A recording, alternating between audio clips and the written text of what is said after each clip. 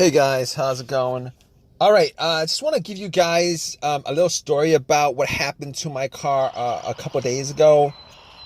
So basically, what happened was the car was driving fine all day without any kind of issue, uh, and I went to Walmart, parked it there, got something, came back, and out of nowhere, it wouldn't crank.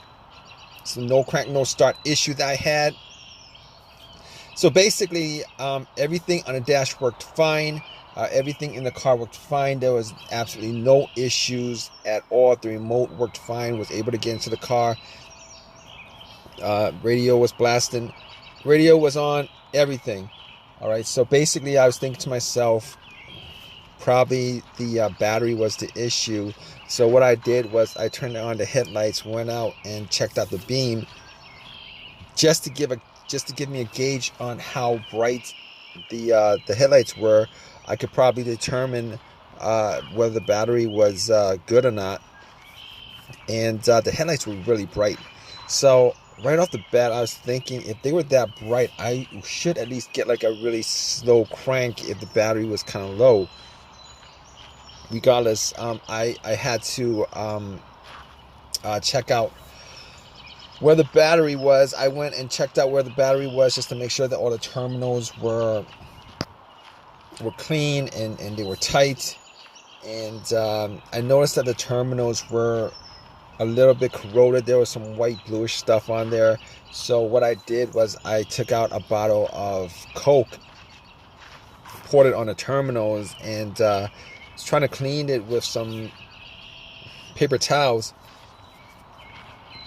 and was able to clean it pretty good. Now the terminals weren't super tight.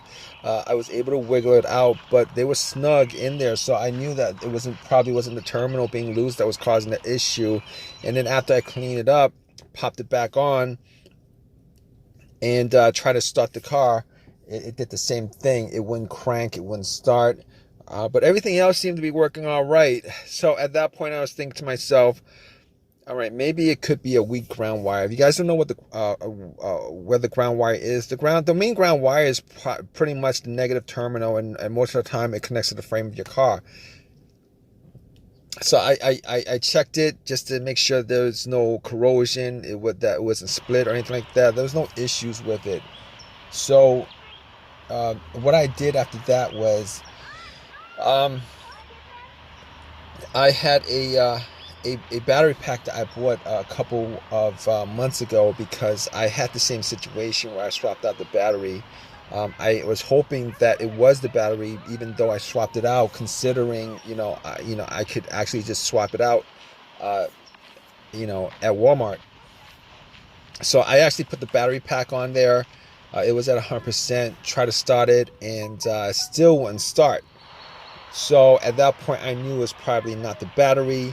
And even though, I didn't think it was the alternator, I could probably just at that point rule out the alternator, because if it was the alternator, the car would have at least slow cranked, or I would have been able to start it.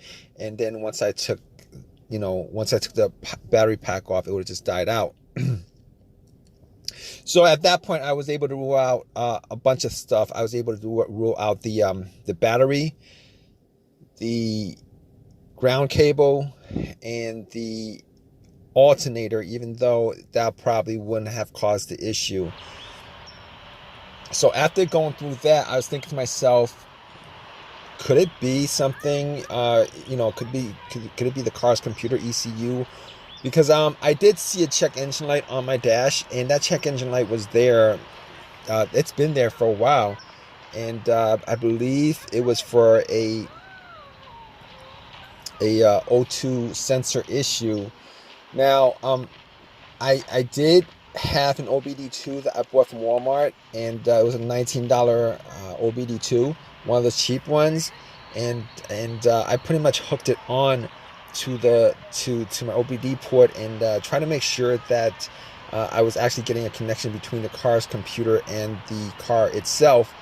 It did scan all the way through. Now I'm pretty sure that that the OBD2 wouldn't actually pick up anything that would cause a no crank, no start situation for the most part, except if if if the car's ECU, the car's computer was, for some reason separated from the car.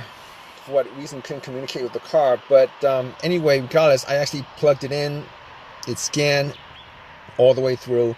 Only code that popped up was the aux02 sensor code, and at that point, I was pretty sure that it wasn't anything to do with the car's computer, any codes that would cause it, and I actually had to move on to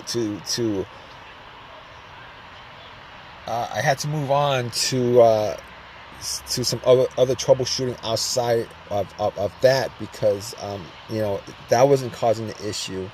So basically, I got to a couple of things, which were the fuses and the relays, which were highly capable of causing a situation like this. And got to the fuses, checked out all the fuses, just to make sure that none of them were blown. And I was actually looking at them. Now, I didn't have a fuse tester on me. I didn't think it was the fuses. Now, the two situations that I've had where fuse would cause a situation like that, one of those situations was a Honda that I had where the main fuse blew, and I was getting no power throughout the whole entire car. The main fuse was the fuse that connected the battery to the fuse box itself. And that was the previous situation that I have, and I'm pretty sure that wasn't the same situation that I had, so I could rule that out, because I was getting power to everything except it wouldn't start. Now, the other situation I had pertaining to a fuse that caused a no start situation was actually a crank no start situation, and I think one of the fuses actually blew. Then that fuse was connected to the ECU or the fuel pump. And I remember once I changed out that fuse, the car would crank, but it wouldn't stop. Once I changed out that fuse, it was able to start up. So I could rule out those two situations as being, related to a fuse issue that would cause this situation that I had. So, basically, I could rule those things, the fuses out, and the fuses were pretty clean. I didn't smell any kind of burnt smell, and didn't see any kind of brownish, anything brownish, and a brownish appearance on top. So at that point, I was able to kind of rule out the fuses, not at 100%, but I was able to rule out the fuses for the most part. So basically, at that point, I had a situation where I was maybe, it could have been the relays or the starter. That's what the two situations that came up. But I didn't think it was the starter, because I did switch out the starter about, I would say I switched out the starter about 1.5 years ago, and it seemed like it was a starter issue, but I didn't really want it to be a starter issue, considering I only put maybe like 20,000 miles on my car, and I think they should last a lot longer than that. But anyway, before I even went there, I looked at the relays, just to see whether they had issues or not. Now, I couldn't make out whether the relays had issues, but I did get to the starter relay. I pulled it out. It looked like it was a bit dirty or whatever, but I had some rubbing alcohol, put it on some paper towel, and wiped the connectors, put it back in, try to start it. It really didn't do anything. Didn't change up the situation. So I was thinking it was a weird situation, because it would click every time I would I would try to start the car. It would click, but it wouldn't crank. It wouldn't crank at all. Normally when it clicks, it normally means that the relay is working, because that's what the relays do when there's electricity going through, that it clicks to connect the connection, to whatever it's relaying the electricity to. But regardless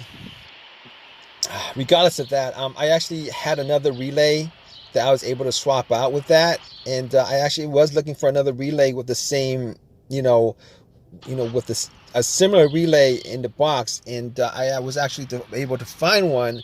And what I did was I took that relay out, and I swapped it with that with the other relay, and I went back and tried to start it, and guess what? Bam! It started up. It worked without a problem. And at that point, I knew that it was the relay that was the problem. All right. So it was a pretty easy fix. I drove to AutoZone, which was within that whole shopping center. Swapped out the relay, and that was like 3 days ago. Haven't had a situation since. I've been driving the car, turning it on, off, for 3 days. Haven't had that situation at all. So just want to give you guys, just gonna give you guys that story of a quick fix that I had of my car.